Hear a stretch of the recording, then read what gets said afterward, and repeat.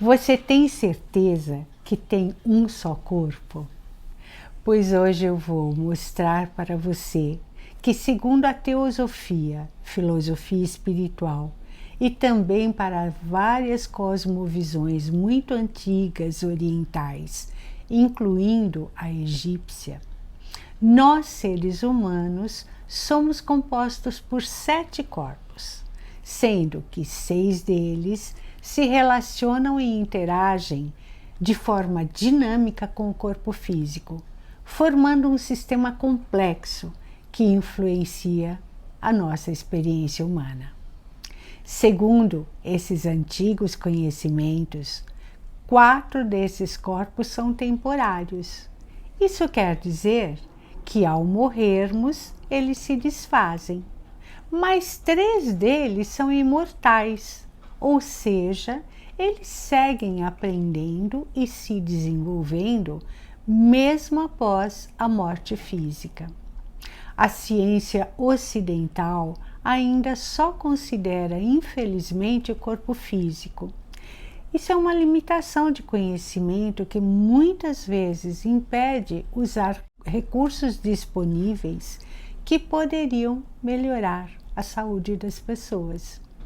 Bem, mas vamos falar quais são esses 7 corpos e qual a função de cada um na jornada da nossa existência.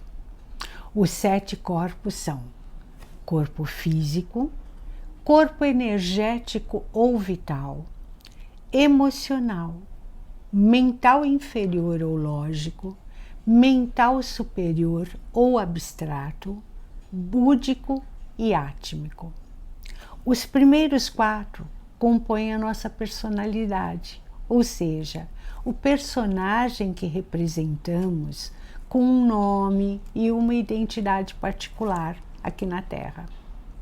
Os corpos mental superior, búdico e átmico, eles compõem o que nós chamamos de alma, que é a partícula individualizada do todo, a centelha divina que habita dentro de cada um de nós, o mestre interior. É essa essência individualizada que abriga a nossa consciência, composta pelas emoções, pensamentos e experiências acumuladas ao longo de todas as encarnações. A alma está sempre em evolução, aprendendo lições e desenvolvendo virtudes. Cada experiência terrena visa agregar aprendizados importantes que, para essa partícula individualizada, ela continue sua jornada de expansão da consciência, tornando-se cada vez mais semelhante à imagem da consciência cósmica, o todo, que é puro amor, a energia criadora de tudo que existe. Então, até aqui, eu acho que ficou claro que para a teosofia nós somos compostos de corpo e alma, e essa alma está conectada ao todo, ou consciência cósmica, ou com inteligência universal, ou Deus, o que você quiser chamar. Então, agora vamos falar um pouco de cada um dos corpos. Vamos pensar em corpo como um veículo que a consciência ou alma precisa para se manifestar aqui no plano material. Cada corpo tem uma função específica na experiência humana. Os corpos possuem vibrações diferentes, desde o mais denso até o mais sutil. Nós humanos, salvo algumas exceções, como os sensitivos ou os videntes, só enxergamos o mais denso deles, que é o corpo físico. O corpo físico é de alta complexidade. Não mandamos o coração bater, a digestão dos alimentos acontecer, o cérebro processar informações, entre outras tantas funções. Ele possui vários sistemas integrados que funcionam harmoniosamente, com comandos involuntários que nos garantem a vida. Se você pensar na grandeza dessa máquina que abriga o nosso verdadeiro eu, terá certeza, por mais que seja cético, que tudo isso não pode ser obra de um acaso. O corpo humano é o invólucro necessário para nos expressar nesse plano da matéria. Ele funciona como um avatar num jogo de videogame. Você sabe como é. O corpo serve como um veículo para a alma experimentar a vida no plano físico. Assim como os avatares, ele tem habilidades e limitações específicas e características próprias. O avatar é uma representação temporária do jogador, não é? O corpo físico é temporário para a alma e assim como o jogador pode criar diversos avatares para diferentes jogos, a alma pode ocupar diferentes corpos em diversas passagens pela experiência terrena. E também como os avatares vão adquirindo mais habilidade à medida que o jogador avance, cada vida ou cada dia mesmo nesta própria vida é uma oportunidade de aprendizado e evolução. O corpo físico deve ser cuidado e preservado com amor para que possa ser um veículo eficiente. Devemos ter respeito por ele, nutrindo-o de forma saudável, evitando tudo aquilo que possa feri-lo ou afetar a sua potência. Os excessos de todos os tipos afetam esse veículo, reduzindo a sua capacidade de funcionamento. O outro corpo é o corpo energético ou etérico. Esse corpo é mais sutil do que o corpo físico, mas ainda apresenta uma forma bem concreta. É uma rede de energia vital que permeia e recobre o corpo físico, adquirindo seu formato. Então é bem parecido com o corpo físico. Ele é essencial para a manutenção da vida e da saúde do corpo físico, servindo como uma ponte flexível e dinâmica entre a alma e o corpo. O corpo etérico também sofre influência dos estados emocionais e de agressões externas, como o uso de drogas, abuso de álcool, alimentação indevida, etc., que podem provocar desequilíbrios ou bloqueios da energia vital, comprometendo a saúde física. Além disso, como está ligado aos sentidos físicos, ele pode afetar também a maneira como percebemos o mundo e as pessoas. As doenças primeiramente acontecem em outros corpos, para somente, por último, se manifestarem no corpo físico. Um outro corpo é o corpo emocional ou astral. Ele se refere às nossas emoções, sentimentos e desejos. Ele é ainda mais sutil do que o corpo etérico. Ele é responsável pelas emoções e sentimentos que geram vibrações energéticas. Exemplo, quando nós estamos calmos, serenos, nós sentimos uma vibração de paz, não é mesmo? Mas quando estamos ansiosos, nós sentimos uma vibração de pressa interna, de agitação. Essas vibrações afetam a maneira como nós reagimos no mundo, afetando diretamente os relacionamentos que nós temos. Também as emoções têm um impacto direto no fluxo de energia no corpo etérico. O exemplo disso é quando nutrimos emoções positivas como amor e alegria, elas promovem um fluxo saudável de energia. Enquanto emoções negativas como raiva, medo ou tristeza podem causar bloqueios e afetar a nossa saúde, com os sintomas digestivos, respiratórios, circulatórios, etc., e até provocar doenças crônicas. Estados como de ansiedade e estresse ativam respostas como insônia, aumento da pressão arterial, alterações no apetite, entre outras. As emoções também afetam a maneira como pensamos. Emoções intensas influenciam nossas percepções e decisões, assim como nossas crenças e valores. Eventos emocionais marcantes afetam nosso comportamento e a maneira como a gente vê o mundo. Exemplo disso são as experiências traumáticas, que mudam a forma de você ver as coisas. Corpo mental inferior está relacionado aos pensamentos, à lógica, à resolução de problemas e à formação de crenças no plano físico.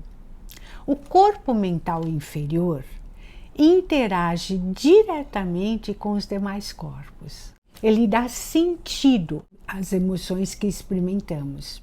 A mente procura compreender e racionalizar as emoções que sentimos, o que ajuda para uma melhor gestão emocional. Mas isso pode se tornar um problema, quando ao invés das emoções serem processadas, elas são simplesmente suprimidas, tornando-se inconscientes e funcionando como gatilhos para diversos sintomas. O corpo mental inferior também é muito importante para resolver conflitos emocionais, analisar situações e buscar soluções lógicas. Mas os pensamentos também vão afetar diretamente o corpo etérico e físico. Pensamentos estressantes ou negativos, constantes, diminuem ou bloqueiam o fluxo de energia vital, causando fadiga, mal-estar e outros sérios problemas de saúde. Além disso, o corpo mental desempenha um papel crucial na formação de hábitos e comportamentos que afetam diretamente a saúde física. Esses 4 corpos que eu acabei de falar formam o que chamamos de personalidade, que é principalmente regida pelo ego. A personalidade pode não retratar quem somos em essência, pois ela é influenciada pelas demandas sociais. Muitas vezes nos mostramos aqui ser diferente daquilo que sentimos que somos interiormente. Todos fazemos isso em graus diferentes. Aqueles que se mostram muito diferentes do que se sentem, muitas vezes se percebem como uma farsa, como uma fraude. Isso quando tem algum tipo de grau de consciência.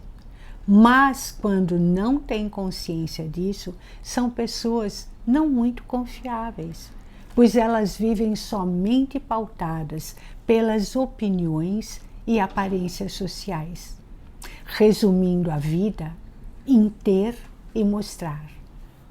Quanto mais inflado e vaidoso é o ego, menor conexão a personalidade tem com a alma e com os outros 3 corpos que dela fazem parte. Nós temos livre-arbítrio, gente, aqui nesse plano. Isso quer dizer que nós podemos fazer escolhas dos caminhos que seguiremos. Podemos escolher uma vida mais voltada aos valores espirituais, buscando ser mais justos, mais sábios e mais amorosos, usando as experiências terrenas como aprendizados, ou podemos escolher uma vida somente voltada para os desejos instintivos e mundanos. Isso depende de nós. Mas uma coisa é certa: quando optamos pelo autoconhecimento e não pela vitimização, nós abrimos um canal de contato com a nossa intuição e propósito verdadeiro de vida, tornando essa experiência terrena muito mais fácil e prazerosa.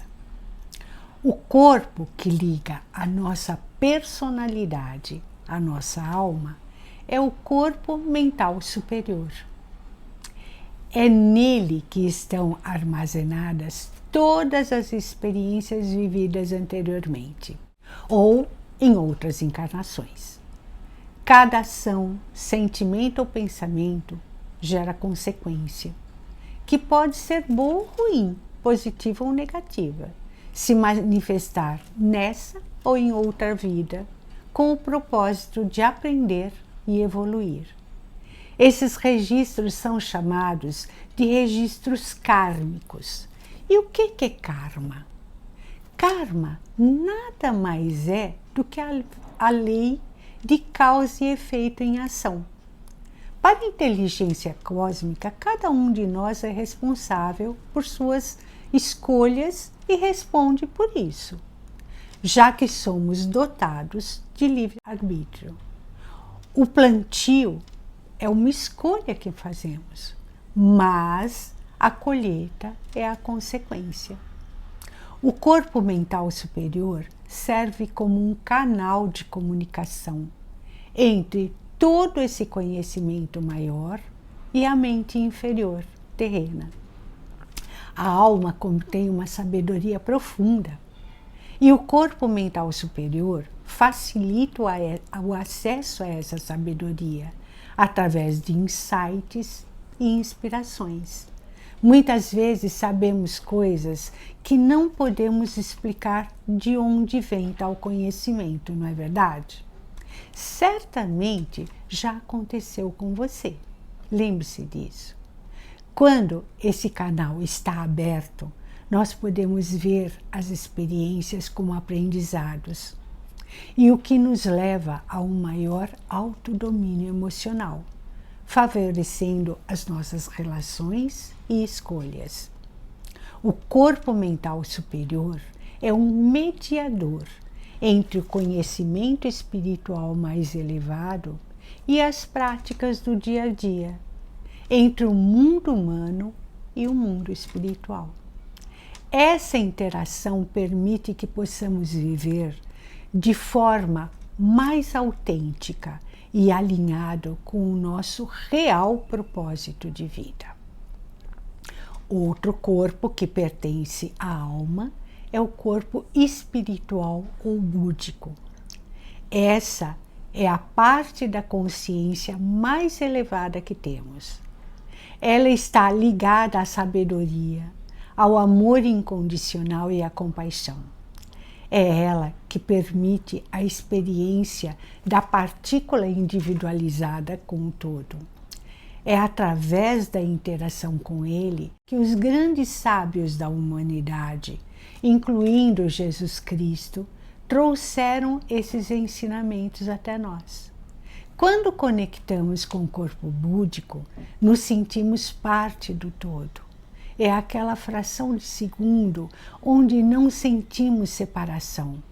Percebemos que tudo e todos estão interligados, como num colar, onde cada conta está ligada à outra e todas as contas juntas formam o colar. O corpo búdico é essencial para o desenvolvimento espiritual, pois ele promove a transcendência dos desejos e das limitações da personalidade. É através da interação dos nossos demais corpos com ele que desenvolvemos sentimentos mais elevados, como o amor altruísta, a compaixão e o respeito ao próximo e à vida. É ele que nos inspira sempre a melhorar como seres humanos. E o último corpo é o corpo átmico. É a centelha divina em nós. É a partícula de Deus dentro de cada um de nós. E qual é a finalidade dessa jornada? tendo chegado aqui como pedras brutas, dominados por desejos instintivos, voltar para casa como diamantes lapidados, cujo brilho é o amor incondicional por tudo e por todos. Integrar-se novamente à fonte criadora como um ponto de luz. Esse é o objetivo de toda a nossa jornada terrena.